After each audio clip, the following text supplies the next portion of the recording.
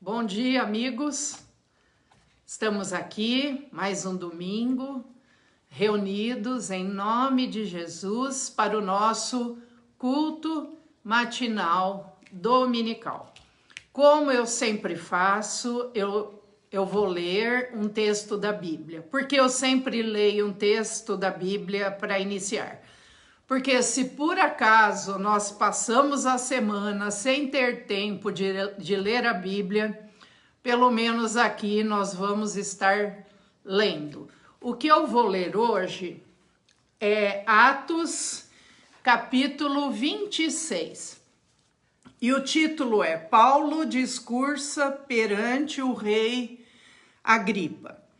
Nós sabemos que Paulo estava sendo perseguido pelos judeus que o levaram a julgamento por traição, porque ele, sendo judeu, estava pregando a Cristo, e isto era passível de crime, de morte para os judeus. Então Paulo foi levado pelos próprios judeus, seus irmãos, a julgamento. E aí ele acaba chegando perante o rei Agripa. E o que eu vou ler agora é o que Paulo discursa perante o rei Agripa, em sua defesa. Então, eu vou ler Atos, capítulo 26. Paulo discursa perante o rei Agripa. A seguir, Agripa, dirigindo-se a Paulo, disse: é permitido que uses da palavra em tua defesa. Então Paulo, estendendo a mão, passou a defender-se nestes termos: tenho-me por feliz, ó rei Agripa, pelo privilégio de hoje, na tua presença, poder produzir a minha defesa de todas as acusações feitas contra mim pelos judeus. Mormente, porque és versado em todos os costumes e questões que há entre os judeus. Por isso eu te peço que me ouças com paciência. Quanto à minha vida, desde a mocidade, como decorreu desde o princípio entre o meu povo em Jerusalém, todos os judeus a conhecem, pois, na verdade, eu era conhecido deles desde o princípio, e assim o quiseram testemunhar, porque vivi fariseu conforme a seita mais severa da nossa religião. E agora estou sendo julgado por causa da esperança da promessa que por Deus foi feita a nossos pais, a qual as nossas 12 tribos, servindo a Deus fervorosamente, de noite e de dia, almejam alcançar. É no tocante a esta esperança, ó rei, que eu sou acusado pelos judeus. Porque se julga incrível entre vós que Deus ressuscite os mortos? Na verdade, a mim me parecia que muitas coisas devia eu praticar contra o nome de Jesus, o Nazareno. E assim procedi em Jerusalém, havendo eu recebido autorização dos principais sacerdotes, encerrei muitos dos santos nas prisões e contra estes dava o meu voto quando os matavam. Muitas vezes os castiguei por todas as sinagogas, obrigando-os até a blasfemar. E demasiadamente enfurecido contra eles, mesmo por cidades estranhas, os perseguia. Com estes intuitos, parti para Damasco, levando a autorização dos principais sacerdotes e por eles comissionado. Ao meio-dia, ó rei, indo eu caminho fora, vi uma luz no céu, mais resplandecente que o sol, que brilhou ao redor de mim e dos que iam comigo. E caindo todos nós por terra, ouvi uma voz que me falava em língua hebraica: Saulo, Saulo, por que me persegues? Quem és? Eu tô olhando aqui. Eu vou voltar um pouquinho. Versículo 11. Muitas vezes os castiguei por todas as sinagogas, obrigando-os até a blasfemar. E demasiadamente enfurecido contra eles, mesmo por cidades estranhas, os perseguia. Com estes intuitos, parti para Damasco, levando autorização dos principais sacerdotes e por eles comissionado. Ao meio-dia, ó rei, indo eu caminho fora, viu uma luz no céu, mais resplandecente que o sol, que brilhou ao redor de mim e dos que iam comigo. E caindo todos nós por terra, ouvi uma voz que me falava em língua hebraica: Saulo, Saulo, por que me persegues? Dura coisa é recalcitrares contra os aguilhões. Então eu perguntei: quem és tu, Senhor? Ao que o Senhor respondeu: eu sou Jesus, a quem tu persegues. Mas levanta-te e firma-te sobre teus pés, porque por isto te apareci, para te constituir ministro e testemunha, tanto das coisas em que me viste, como daquelas pelas quais te aparecerei ainda, livrando-te do povo e dos gentios, para os quais eu te envio, para lhes abrires os olhos e os converterdes das trevas para a luz e da potestade de Satanás para Deus, a fim de que recebam eles remissão de pecados e herança entre os que são santificados pela fé em mim. Pelo que, ó rei Agripa, não fui desobediente à visão celestial, mas anunciei primeiramente aos de Damasco e em Jerusalém, por toda a região da Judéia, e aos gentios que se arrependessem e se convertessem a Deus, praticando obras dignas de arrependimento. Por causa disto, alguns judeus me prenderam, estando eu no templo, e tentaram matar-me. Mas, alcançando o socorro de Deus, permaneço até o dia de hoje, dando testemunho tanto a pequenos como a grandes, nada dizendo senão o que os profetas e Moisés disseram haver de acontecer. Isto é, que o Cristo devia padecer, e sendo o primeiro da ressurreição dos mortos, anunciaria a luz ao povo e aos gentios. Então, eu li Atos 26, de 1 a 23, que, como eu disse, é a defesa de Paulo perante o rei Agripa. Paulo, anteriormente Saulo, judeu, perseguidor da igreja, por pensar estar sendo fiel a Deus, perseguindo os cristãos. Mas numa dessas perseguições, ele vê essa luz ao meio-dia e todos caem por terra, e ele ouve aquela voz: Saulo, Saulo, por que me persegues? E ele pergunta: quem é, Senhor? E ele diz: eu sou Jesus. Então assim foi a conversão de Saulo de Tarso, que passou a ser o apóstolo Paulo, que escreveu tantas cartas no Novo Testamento e que nos ensinam tanto. E essa foi a defesa dele. E assim, Paulo não temia a própria vida, não temia morrer, mas o intuito maior dele era pregar o evangelho a todos, inclusive ao rei Agripa. Vamos agora estar orando, depois eu vou passar a palavra para o Michel, e no final deste culto nós estaremos participando da Santa Ceia, que sempre no segundo domingo nós ministramos a Santa Ceia.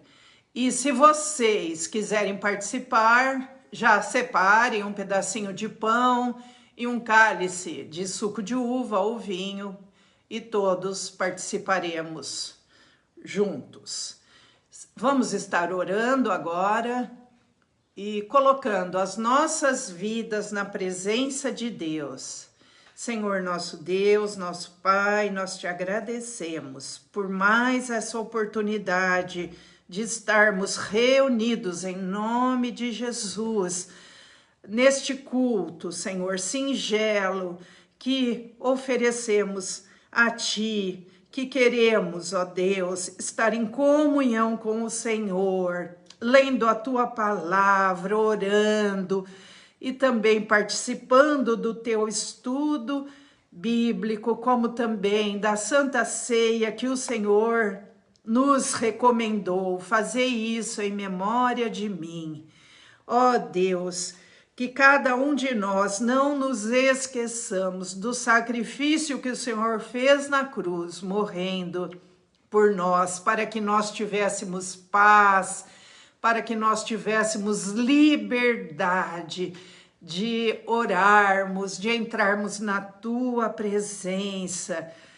E nós queremos, ó Deus, pedir a Tua bênção, pedir a Tua santificação sobre a nossa vida, que possamos crescer na graça e no conhecimento do Senhor nosso Deus, nosso Pai.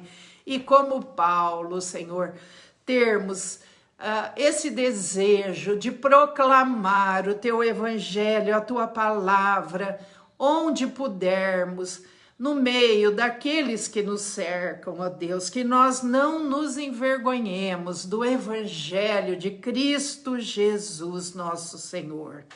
Fica conosco, Pai, nesse dia, nessa semana, nesse momento de culto, esteja conosco, vem Espírito Santo, enche-nos da Tua presença e que sejamos santificados, abençoados e agraciados pelo Senhor. Pedimos também perdão pelos nossos pecados.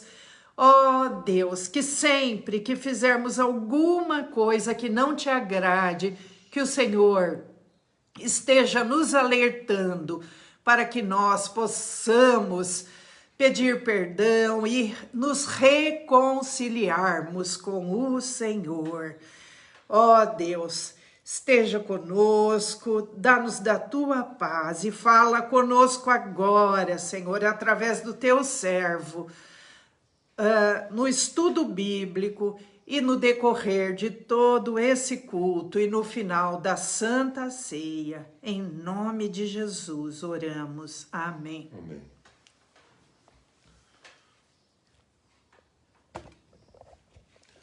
Bom dia, irmãos, bom dia, irmãs. Mais um domingo juntos, mais uma semana que inicia e que nós vamos vivenciá-la juntamente com Deus e o propósito dele em nossas vidas.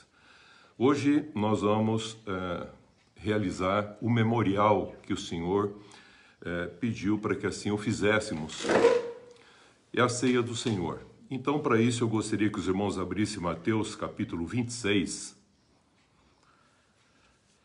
a partir do versículo 26, eu gostaria de ler o texto correspondente sobre a ceia do Senhor. Mateus 26, de 26 a 30. Enquanto comiam, tomou Jesus um pão e, abençoando-o, o partiu e o deu aos discípulos, dizendo: Tomai, comei. Isto é o meu corpo. A seguir tomou um cálice e, tendo dado graças, o deu aos discípulos, dizendo: Bebei dele todos. Porque isto é o meu sangue, o sangue da aliança derramado em favor de muitos, para a remissão de pecados.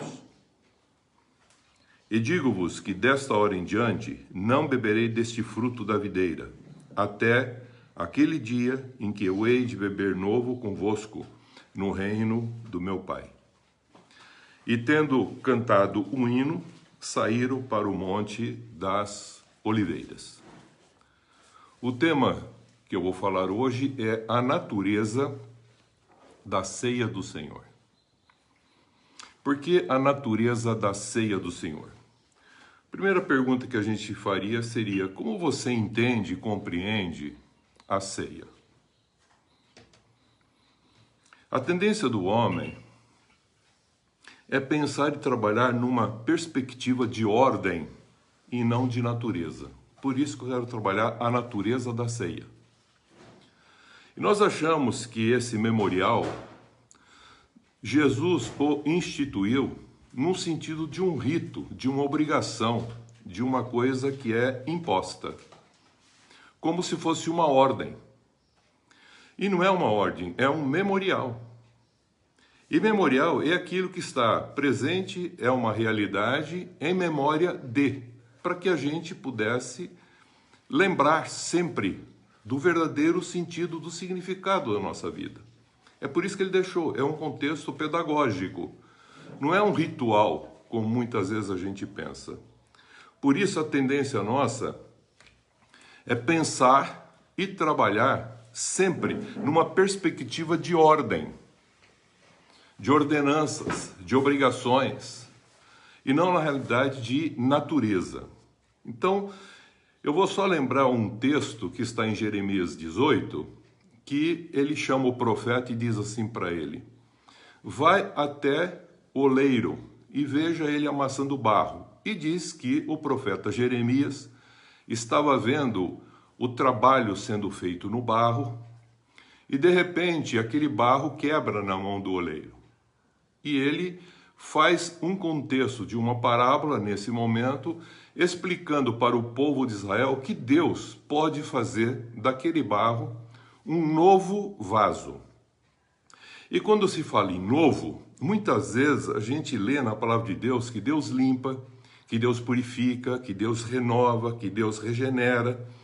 E na realidade a gente precisa entender tudo isso porque Deus, ele não reforma. O que é uma reforma? A reforma é manter o que é o antigo.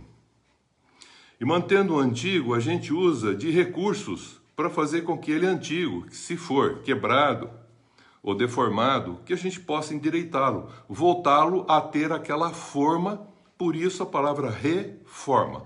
Voltar à sua forma, e aquela forma que ele estava falando é aquela forma velha. Não. Ele regenera. Por que ele regenera? Regenerar significa fazer voltar ao que era no princípio, como Deus havia feito. É gerar de novo. É alguma coisa que estragou, como barro na mão do oleiro, estragou, quebrou. Ele falou que ele vai fazer um outro vaso. Mas ele não vai fazer um vaso diferente. Ele vai fazer o mesmo vaso, mas a partir daquele barro que ele amassa de novo, e ele faz alguma coisa naquele barro para que ele não quebre novamente, para que aquele vaso se torne de uma maneira tal, um barro limpo, um barro que tenha condições de estar com uma liga própria e que ele volte a ter estrutura e que não tenha corpos estranhos que venha a quebrar ou fragmentar ele na hora do feitio ou da renovação, da regeneração que está sendo feito. Então, a palavra renovar também não é fazer um novo, é fazer de novo aquilo que já havia sido feito, regenerando. Por isso que a ressurreição é um sentido de regeneração, é voltar àquele princípio que era desde a formação do homem. Então é gerar de novo, é voltar como foi formado no princípio, como o homem havia sido formado no princípio. A reforma é referência, tem como referência de ordem, como eu falei. Então, quando a gente pensa a ceia do Senhor como uma ordem, a gente leva ela numa referência de uma reforma. Muitas vezes junto até o termo a reforma protestante. Lutero não fez uma reforma protestante. Ele fez um contexto assim de cuidado para manter aquilo que estava desde o princípio, como estava a palavra, para não fugir ao contexto da palavra.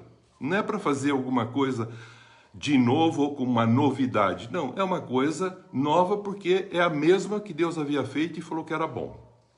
A regeneração é o sentido de usar referência da natureza. Enquanto a reforma você usa um prego, você usa cola, você usa alguma coisa para juntar, para moldar novamente, para voltar ao que era, você vai perceber que a regeneração é uma referência de natureza e não de ordem.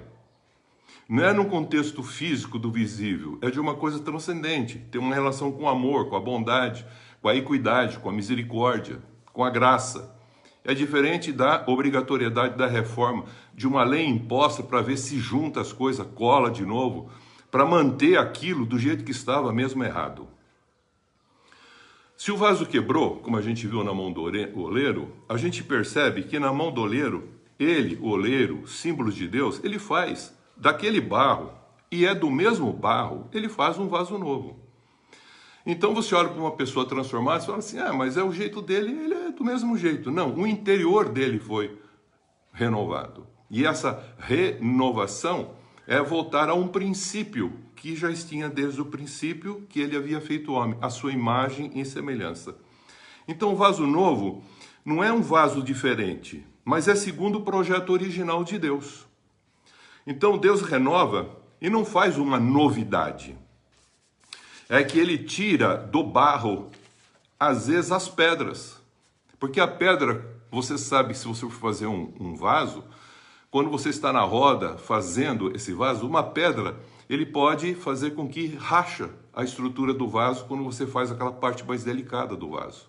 Um corpo estranho, um fragmento de madeira, ou um pedregulho, alguma coisa assim, qualquer coisa estranha que entrou ali, naquele vaso, o que vai acontecer?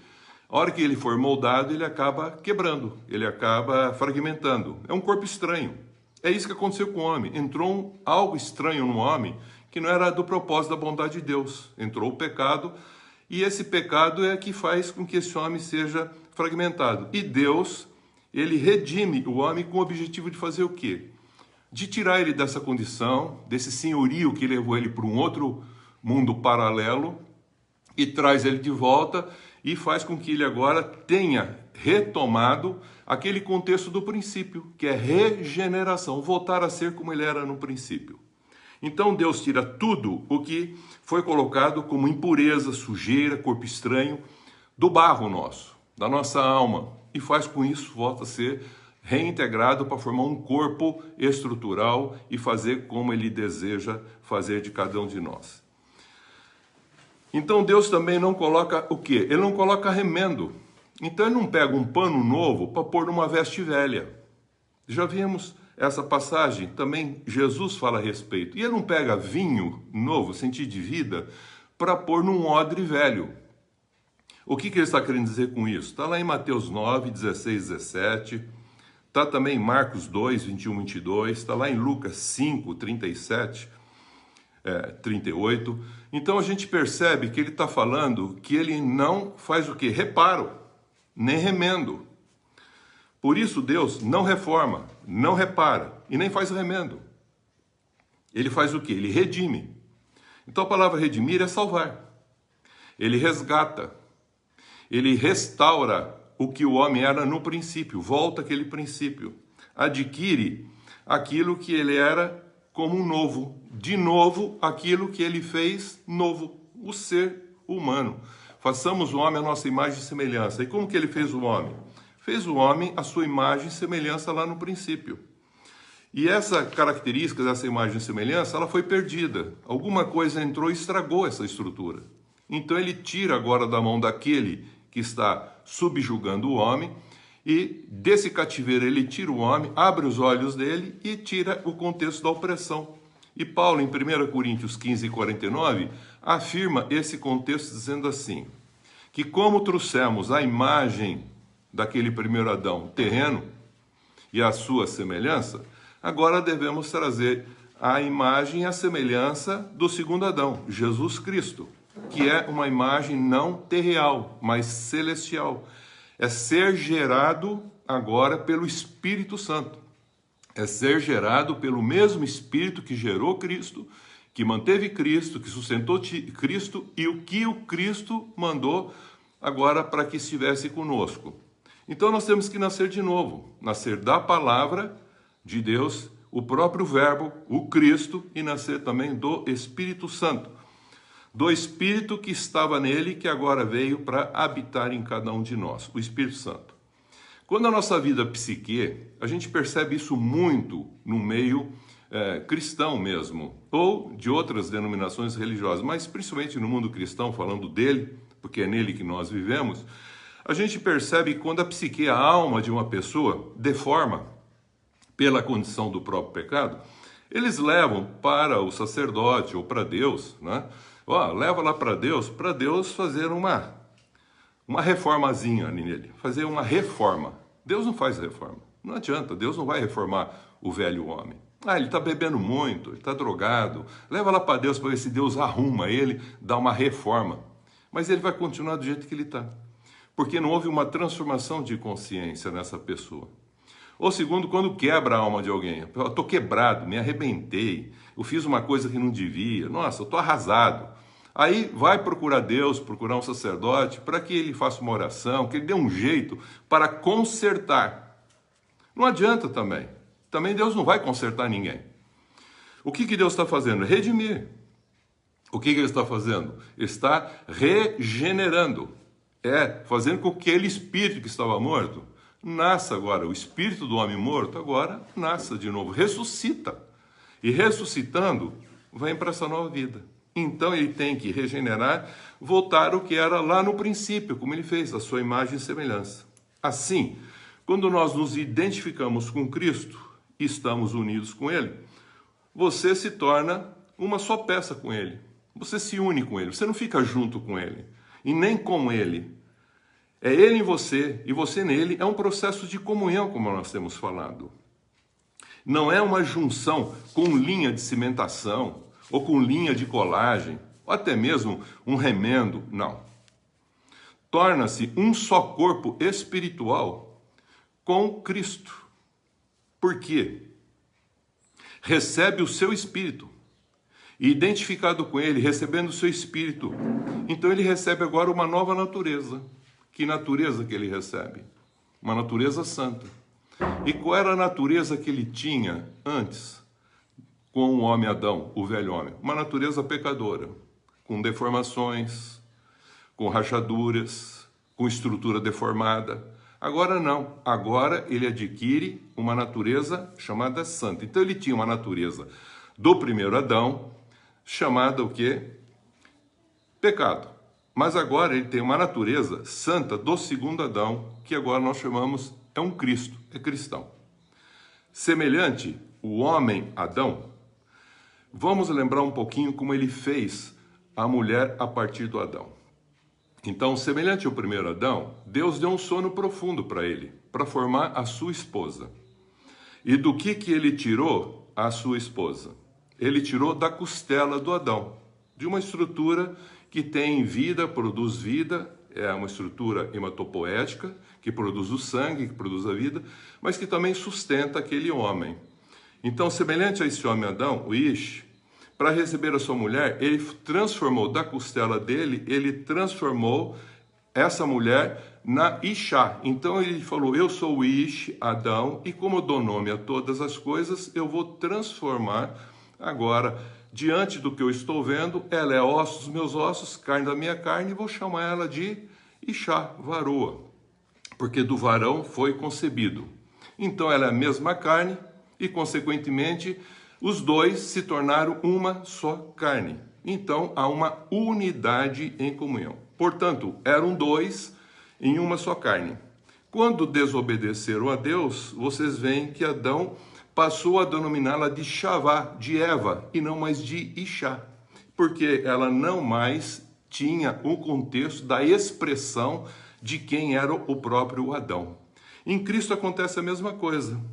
Então, a ceia do Senhor é um memorial para nós fazermos isso, nesse memorial, exatamente com que finalidade? Para lembrarmos que nós não somos mais aquela velha criatura. Nós nascemos de novo, estamos sendo gerados pelo Espírito Santo para ser uma nova criatura. Simbolizando agora, nós podemos dizer que Cristo morreu, ressuscitou, foi para o céu. Ele não está presente.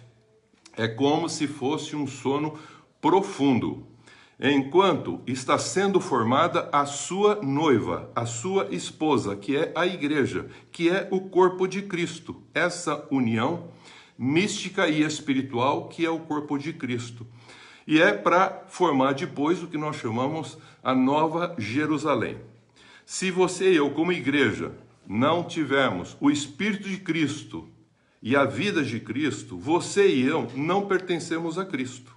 João 6, 22 a 65, ele explica muito bem: quem de mim se alimenta, por mim viverá. Quem de mim vive e está em comunhão comigo, tem vida em si mesmo, poderá dá-la. Quem está comigo tem a vida eterna. Então ele vai falando tudo lá em João 6, de 32 a 65, e no final ele fala: eu tenho dito comer o pão, isto é, comer a minha carne, símbolo do pão que ele fala. Ele fala, isso é uma forma pedagógica de entender nesse memorial, é ter o mesmo espírito, ter a consciência que tem o mesmo espírito dele. Quem tem o mesmo espírito e vive e anda com a mesma vida que ele andou em comunhão com Deus, ele falou, ele tem exatamente...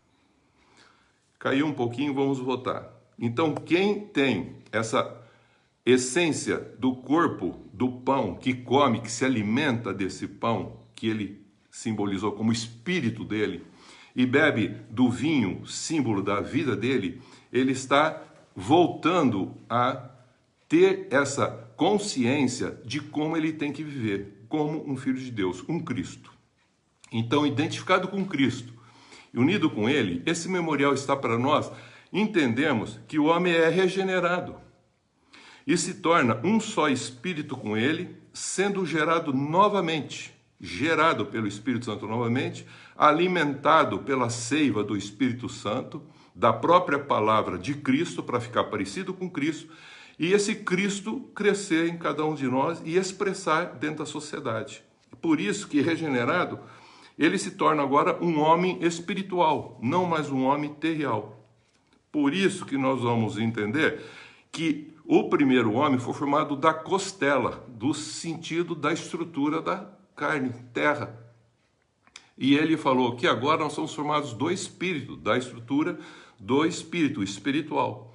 Enquanto o homem da carne, terreno e todos os demais são com a sua imagem e semelhança, agora nós nascemos de novo para ser um homem espiritual como o Cristo é. Porque nós temos o Espírito de Cristo, o Espírito Santo, e da sua vida, que é o seu sangue. É isso que nós fazemos dentro desse contexto, desse símbolo, que na realidade, nesse memorial, é para a gente lembrar, nesse contexto de uma fé que nós vivemos.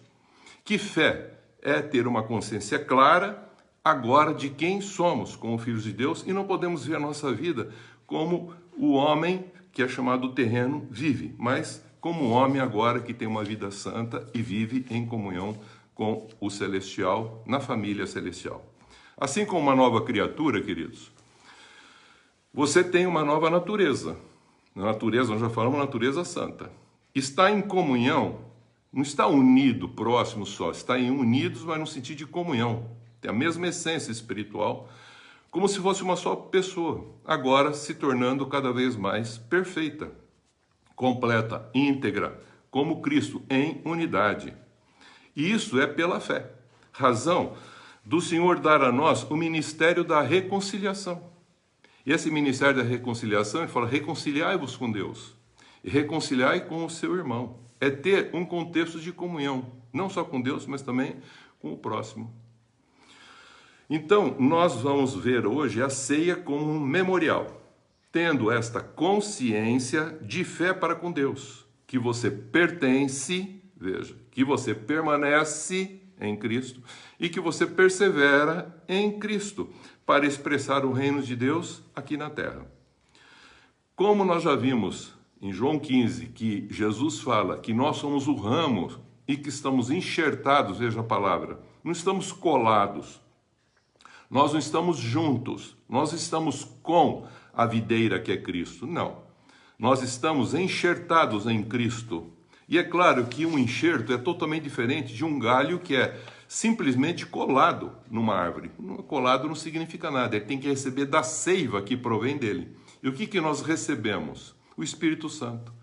É por isso que ele disse a respeito do galho, que nós somos enxertados na videira. E o Pai é o agricultor, que poda os ramos para produzir fruto. Então ele fala que enxertado nós como ramos, na videira, que é Cristo, nessa união e nessa comunhão, nós recebemos a seiva, que provém de quem? Do próprio Cristo.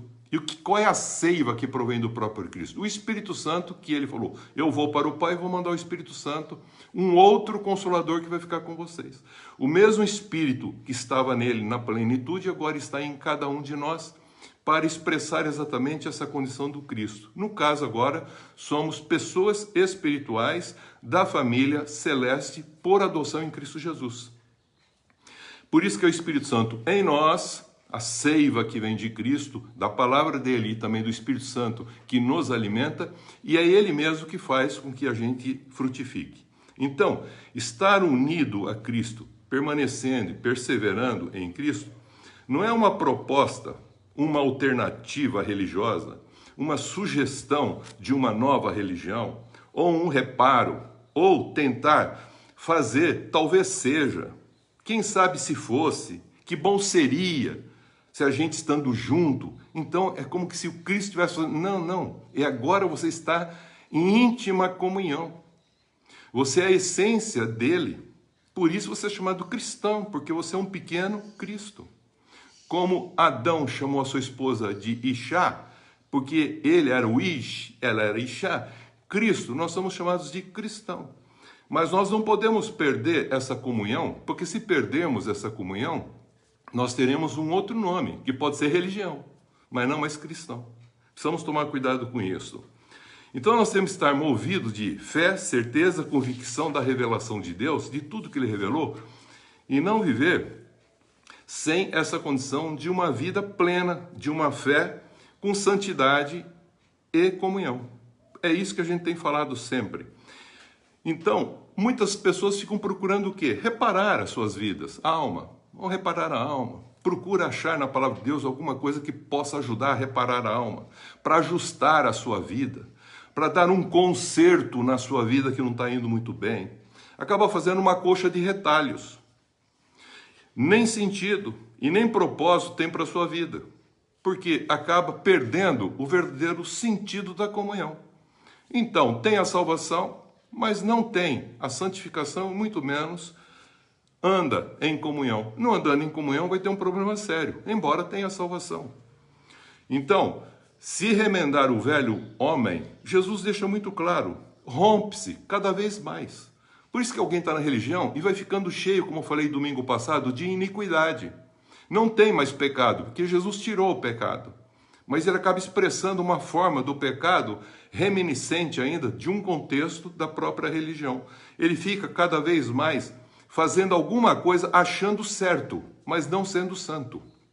Foi o que eu falei. Então o velho homem, quando ele é remendado, ele acaba se rompendo. A mesma coisa, você trouxer essa vida de graça na vida de cada cristão, e ele não entender esse sentido que ele faz da comunhão, da ceia, no verdadeiro sentido de entender o corpo de Cristo, quem ele é agora, ele se coloca, um vinho tem esse. Então, queridos, voltamos que caiu de novo, estamos retomando. Então, eu estava falando que a gente acaba fazendo, quando procura arrumar o velho homem, e até mesmo não entendendo o que está sendo feito com a natureza da ceia, a gente coloca ela como uma ordem imposta, e acaba fazendo isso, e não discernindo o corpo de Cristo, a quem nós estamos ligados, enxertados. Por isso que nós falamos que pôr vinho novo em odre velho vai romper, e pegar pano novo e colocar num vestido velho vai romper aquela atitude velha do velho homem. Então, vamos entender o que ele fala, que agora nós fomos ressuscitados para sermos uma nova criatura, viver uma nova vida, plena agora e eterna depois. É isso que eu falei. Hoje eu quero trabalhar, estou encerrando agora, sobre essa natureza da ceia do Senhor, para entender que não é um contexto de ordem. O homem pensa assim, não, ele está falando de natureza, é um memorial da ceia do Senhor, não como uma ordem, uma obrigação, mas com uma consciência de uma nova natureza. Por isso, quem não discerne o corpo de Cristo acaba ficando doente, moribundo, até mesmo morto espiritualmente. Então a gente tem que lembrar a quem pertenço, a quem você pertence. Você fala, Cristo, uma nova criatura. Em quem eu permaneço? Você fala, em Cristo. Então quem está em Cristo nasceu de novo, tem o Espírito Santo, tem uma natureza santa. E aí você fala, em quem eu persevero? Você fala, em Cristo. Então ando em comunhão, não só com Ele, mas com o Pai e com os nossos irmãos. Com isso, nós fechamos o sentido do que é a ceia, que é um memorial. Não é uma obrigação, não é alguma coisa ritualística. É um contexto pedagógico que Ele instituiu. E o interessante é que ele termina dizendo assim, depois que ele faz a ceia, que ele orienta o contexto, diz assim o versículo 30. E tendo cantado o hino, saíram para o Monte das Oliveiras. Então nós vamos cantar um hino agora, e depois nós vamos comer a ceia e beber o cálice, fazendo com isso uma reafirmação, dizendo, sou fiel contigo, pertenço ao Senhor, permaneço no Senhor e persevero no Senhor e quero continuar andando com o Senhor em nome de Jesus. Amém?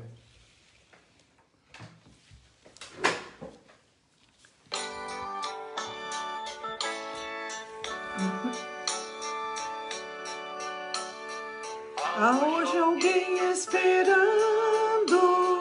para Jesus encontrar.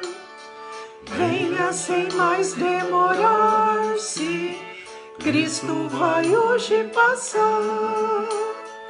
Ei-lo de mãos estendidas, cheio de graça sem par. Ó que ventura inaudita, Cristo vai hoje passar. Cristo vai hoje passar. Passar, passar, passa de amor transbordando, todos a se convidando. Mestre vai hoje passar, sim, hoje ele vai passar. Ainda alguém duvidando do seu poder de salvar, pois venha experimentá-lo, Cristo vai hoje passar. O seu poder é divino, o seu amor é sem par. O coração quebrantado, Cristo vai hoje passar. Cristo vai hoje passar, passar, passar, passa de amor transbordando, todos a se convidando. O Mestre vai hoje passar, sim, hoje ele vai passar. Ainda alguém demorando para Jesus aceitar. Eis que o Senhor está perto, ele vai hoje passar. Ó pecador desditoso, não cesses, pois, de clamar. Em tuas culpas chorando, Cristo vai hoje passar. Cristo vai hoje passar.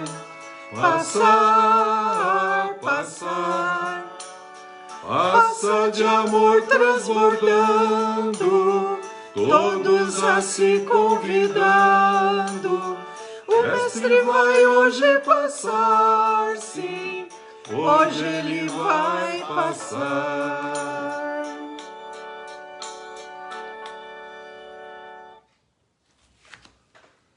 Muito bom, queridos. Primeiramente, Jesus tomou o pão, agradeceu o pão e, tendo dado graças, disse, tomem e coma dele. Você pode pegar na tua casa também o pão que você reservou. Nós vamos pegar aqui em casa esse pão, esse pedaço de pão. Nós não somos o Cristo, mas nós temos Cristo, porque nós temos o Espírito de Cristo em nós. E nós vamos comer isso no sentido pedagógico dessa fé que ele instituiu como um memorial para a gente lembrar do que ele fez, para que a gente pudesse, como a Eva foi para Adão, a igreja é para Cristo, formada do seu Espírito. Nós não somos mais carne, mas nós somos Espírito do Espírito que estava em Jesus. E é isso que nós vamos fazer. E ele chamou isso não é carne, isso é Espírito. Quem de mim se alimenta, por mim viverá. Tem vida eterna, tem vida em si mesmo, poderá dá-la e reavê-la a hora que quiser. Está lá em João, depois você lê João capítulo 6, de 32 em diante. Então é sobre isso que nós estamos falando. É esse contexto de memorial, de memória, de lembrança. E nós fazemos isso para reafirmar e confirmar que nós continuamos pertencendo, permanecendo e perseverando em Cristo Jesus. Façamos isso.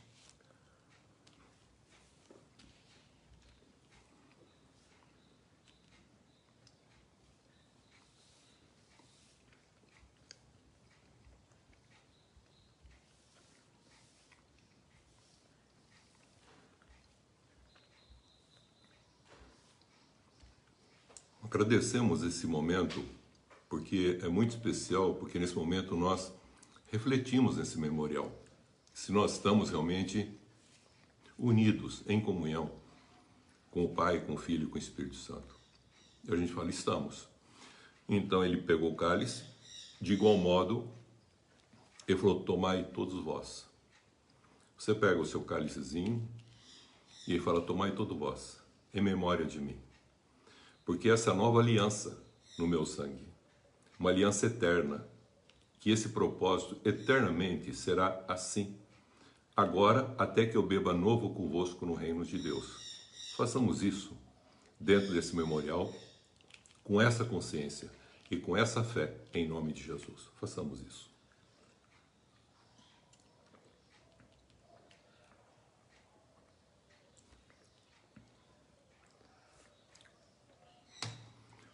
Queridos, alimentado com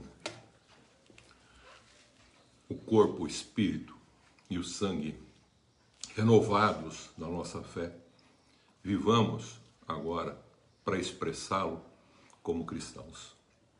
É para isso que ele deixou esse memorial.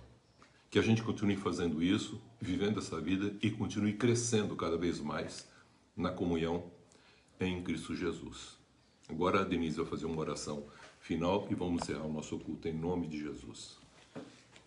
Jesus amado, que essa seiva, que esse vinho novo que o Senhor nos dá, que venha fazer vida em nós, Senhor, e que esse pão, que é o teu corpo, Senhor, que o Senhor se ofereceu por nós, que possa nos alimentar nesse dia e todos os dias da nossa vida, que estejamos fortalecidos no Senhor. Amém.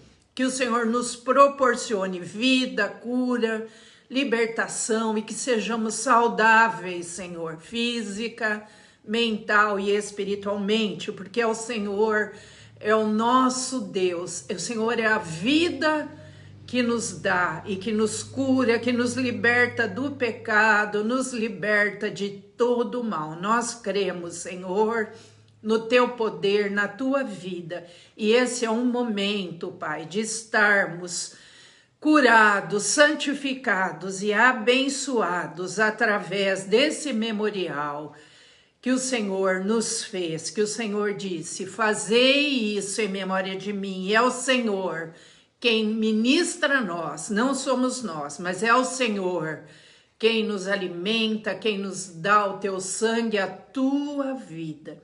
Santificados, pois, no Senhor, tenhamos paz, que a paz de Cristo permaneça conosco, com cada um que participou conosco e com cada um que ainda vai participar. Porque teu é o reino, Senhor, o poder e a glória para sempre. Louvado e exaltado seja o nome santo de Jesus Cristo, nosso Senhor e nosso Salvador. Amém. Amém. Nós iniciamos esta semana E tomamos posse para nossas vidas, para nossas famílias, para nossos trabalhos, de uma semana de bênçãos, uma semana de vitórias, sempre confiantes nas promessas de Deus. E rejeitamos toda obra maligna contra nós. E que não sejamos usados pelo mal.